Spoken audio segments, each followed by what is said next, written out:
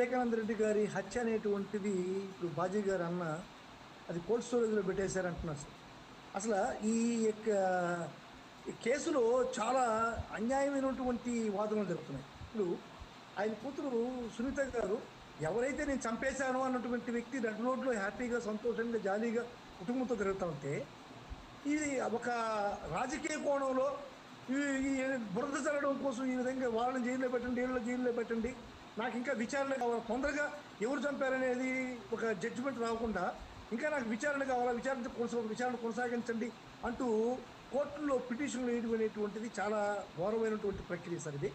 ఇది సునీత గారు ఎవరి దగ్గర నుంచి ఏ విధంగా ముడుపులు అందుకున్నారో, లేకుంటే ఎవరి దగ్గర నుంచి ఏ విధంగా లాభాలు వస్తున్నాయనేటువంటిది మనం సునీత గారే చెప్పాలి. ఇంకోటి సార్, మన శరత్ చౌదరి గారు చెప్తున్నారు చక్రం తిప్పేవాళ్ళు ఎవరు సెంట్రల్లో చక్రం తిప్పుతున్నారంట. ఇప్పుడు రథమే తిప్పుతున్నాడు సార్ చంద్రబాబు నాయుడు గారు. ఈ రథం తిప్పేవాళ్ళు ఎవరైనా సునీత గారికి ఏమైనా సపోర్ట్ చేస్తున్నారా, ఈ కేసులో నీరు కచ్చడానికి ఏమైనా సాయం చేస్తున్నారా అనేటువంటిది చెప్పాలి. ఇప్పుడు చక్రం తిప్పేవాళ్ళు అంతా వెళ్ళిపోయారు, ఇప్పుడు రథాలు తిప్పేవాళ్ళు వచ్చేసినారు. ఇప్పుడు చంద్రబాబు నాయుడు రథమే తిప్పుతున్నాడు సెంట్రల్లో. అందువల్ల ఇవన్నీ కూడా చూడాలి సార్. ఇది కోల్డ్ స్టోరేజ్ లేదు సార్. ఇప్పుడు ఇది ఎక్కడ ఉన్నదంటే డీప్ ఫ్రిడ్జ్లో ఉంది సార్. ఈ కేసు ఫ్రిడ్జ్లో ఉంది. ఇది ఆల్రెడీ ఒక మసాలా రుబ్బి పెట్టుకున్నారు సార్ డీప్ ఫ్రిడ్జ్లో. ఎప్పుడైతే చికెన్ వాళ్ళ ఇంటికి తెచ్చుకొని వండుకోవాలనుకుంటున్నారో మసాలాను కొంచెం తీసుకుని చికెన్లో వేసుకొని ఫ్రై చేసుకుని చికెన్ తయారు చేసుకుని తింటారు. ఇప్పుడు చంద్రబాబు నాయుడు గారు డీప్ ఫ్రిడ్జ్లో పెట్టుకునే మసాలా లాంటిది ఇది.